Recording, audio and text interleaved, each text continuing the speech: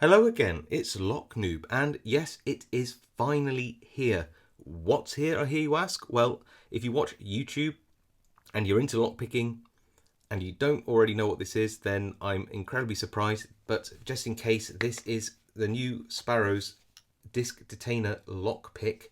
And this, if you didn't know already, is a community project brought to you from Sparrows themselves, as well as Bosnian Bill and the Lockpicking Lawyer, who do not need an introduction.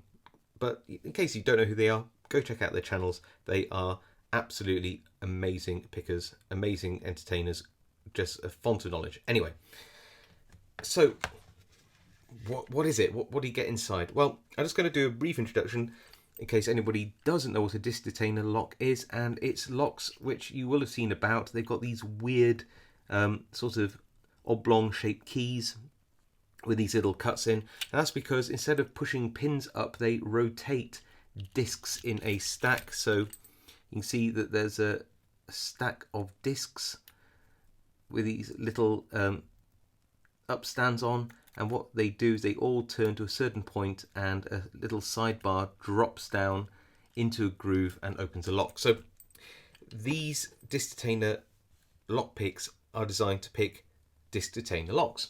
I know, it's pretty obvious, right? But before this one came about, and we'll look at that in greater detail, the only way that you could pick these disc detainer locks was by buying one of these very, very cheap, but surprisingly effective for basic disc detainer locks, a disc detainer lock pick. And, you know, you can see that it's a bit cheaply made. In fact, you can usually get these for about $5 US or thereabouts. And yeah, I mean, the workmanship on them is, well, sloppy and horrible. They're really rough. I mean, they're what you expect for about $5, really. But nevertheless, they do get you through some of the cheaper disc detainer locks, especially if you modify them a little bit. And I've modified this one, just compare it to this one here, quite a lot. You'll see how I've really thinned down this tip. I've cut a groove in the tensioning post here. Why? Well, it's because whilst this out of the box is okay at picking some of the cheaper disc detainers, if you get something slightly better quality, and yes, I know this is, well, it's junk, isn't it, really? But surprisingly, inside this is a pretty good disc detainer core. You see it's got a spinner at the top with a profile on there, which means that the standard tip of one of these won't get in there to tension it. So just pop that in and show you. See, it just sits on top, it can't get in. So what I've had to do is actually cut a little notch in there so that this does fit in. I've actually had to slim down this tip considerably. Why? Well, if you look at the key to this lock, you'll see that it is massively different to one of the cheaper versions. You can already see that you're fitting many more discs into a smaller space, or at least the same amount of discs in a much smaller space. You see that there is about one disc spacing, that there is about one disc spacing. So you can't use a big blunt-ended tool. You'll actually be turning more than one disc at a time. So if you do get one of those cheap Chinese disc detainers, you tend to have to modify them down quite a lot. But even that will only get you so far. Why? Well, there are locks like this, higher security locks, and you can see just down there, trying to get it up to the camera, disc detainer locks, and you can see like a profile spinner at the top, but it's also, the reason you can't see it too well is that's really deep. It's about 1.5 centimeters down inside the lock, and there's no way that one of these Chinese disc detainer picks will get anywhere near close to that. You've only got about 1 centimeter or so, maybe a bit less of post to get down there. There isn't really much practically you can do with one of these to even access the discs in one of those locks. So yeah, after a while, it doesn't matter how much you modify one of these, you just won't get very far with some of the higher security disc detainer locks out there. So now let's actually take a look at the tool and see how it differs. There we go. get it out of the packaging. It's very nicely held in. So what do you get? Well, you get, and it feels really nice. It's not like heavy, but it's got a nice weight to it. It's like a really nice weight. And I've been using this for just under a week now, and I've found it to hold up really, really well. There's no play in any of the parts once it's all tightened down. It is really nice. And just look at the finish on there. It's like this, would you say silk rather than matte? It's a nice silk finish. Lovely Sparrows logo just painted in there. Just very, very nice, and very similar to the prototypes of Bosnian Bill and Lockpicking Lawyer put together. So what features do we have in here? Well, first of all, you've got some really nice markings here. Now, you've got to bear in mind, as you saw from those keys earlier, the spacing between discs varies a lot between different locks. So these markings cannot align to one particular disc, but what they do is allow you to go, I'm following this perfectly round at this point, or the discs seem to be halfway between these lines. They are so helpful. You've got, if you've never used something with markers on like this, wow, it's a revelation, trust me, to have those. You've also got, and it's 180 degrees, you've got two markers here which show you the amount of rotation. So if you know that you've just hit a disc there and then you turn it that amount, you can see exactly how much you moved that disc on. Now, you can't necessarily decode from this, but again, it's a really nice visual guide.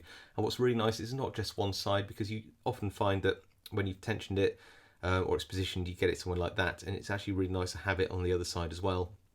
It depends on how it's all set up and what lock you're picking and where it tensions, all those things. But trust me, having two markers on there is a massive, massive help.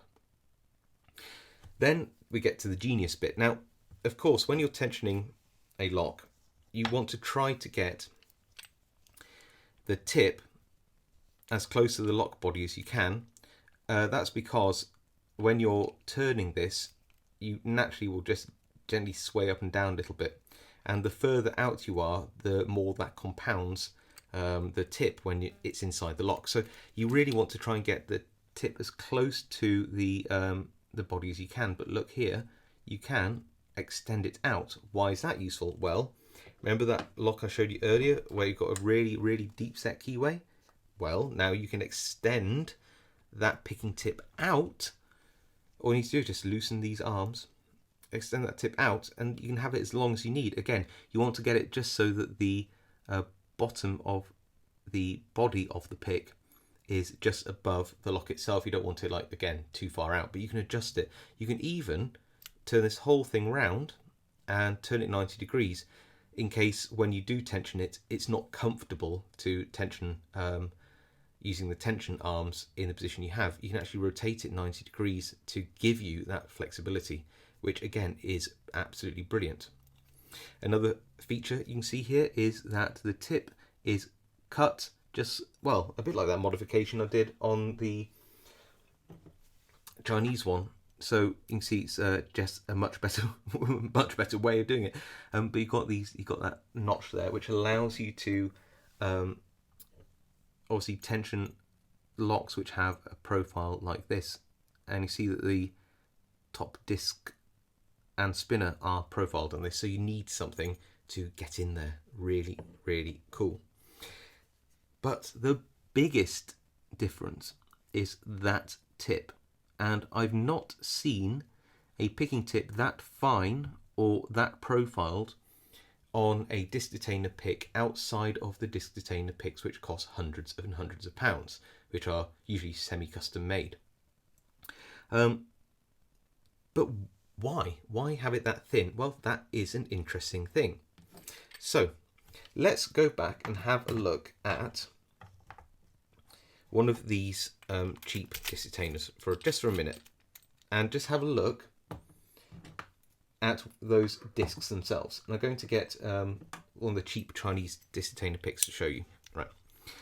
If you look, the actual spacing between the disc itself and the spacer, well, wafer, let's call it, the disc and the wafer is such, there's a huge amount of space between those discs.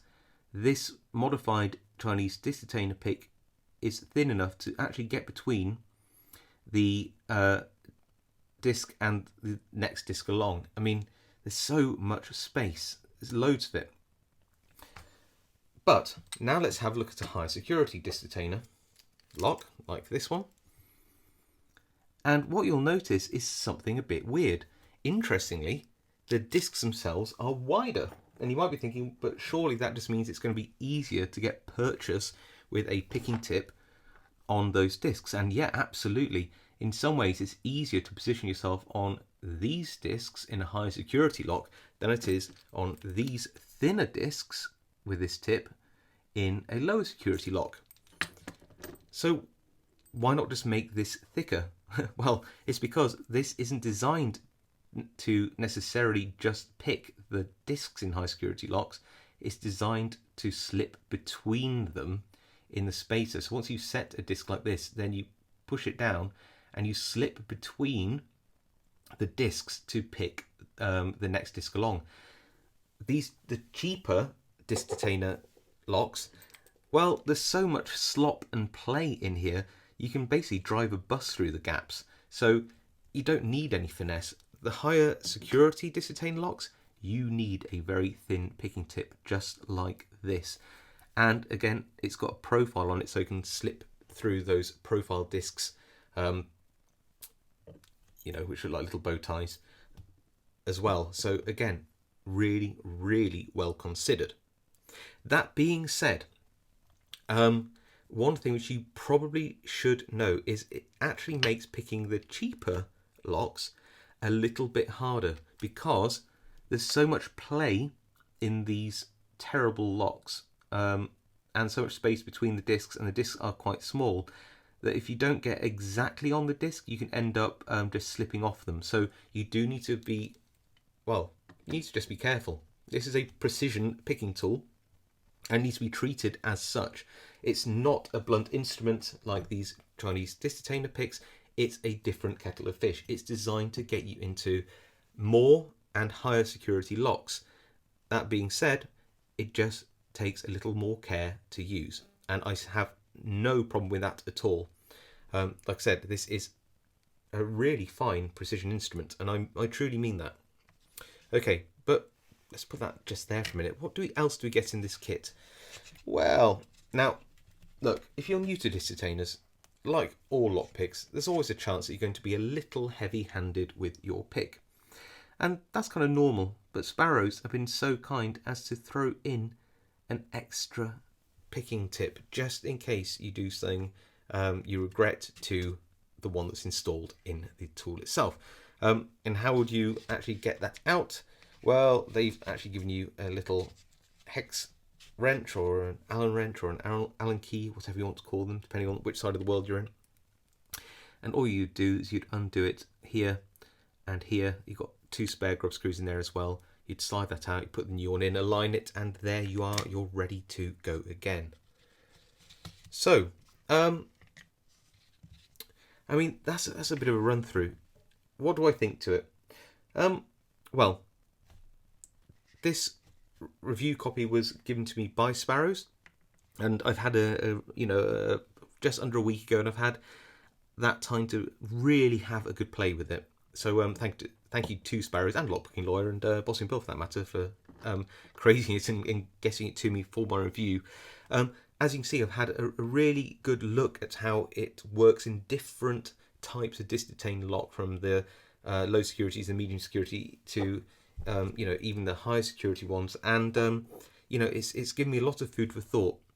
But I think that what Sparrows have done is absolutely brilliant. I mean, it's opened up a whole raft of locks which to most pickers were just unattainable, not unpickable, but unattainable for picking, because the tool wasn't there to be able to do so, or if it was at a price point that most pickers just can't stretch to. So this comes in at 55 Canadian dollars, 45 US dollars on their US site, which comes in at around £32 or thereabouts at the time of this video. That does come with a caveat that's at the moment this is so insanely popular on the website that it is sold out. So I know Sparrows are doing all they can in these strange times to try and get more of the parts in to sell more of these picks, and no doubt they'll do that as quickly as they possibly can. But for that money, I just can't. Well, number one, I can't see how they made it for that amount of money. This is a really, really nice tool. And number two, I just can't see why you wouldn't have one in your kit, genuinely. I think it's still probably worth having one of these cheap detainer picks modified for the really, really cheap detainers.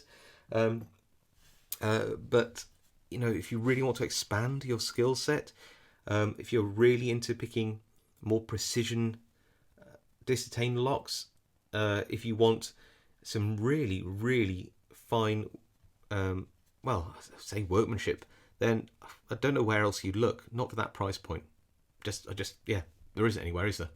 Right. Well, I hope you found that interesting. I think that the fact it's sold out already, just after like a day of sales, tells you a lot about what people think about this.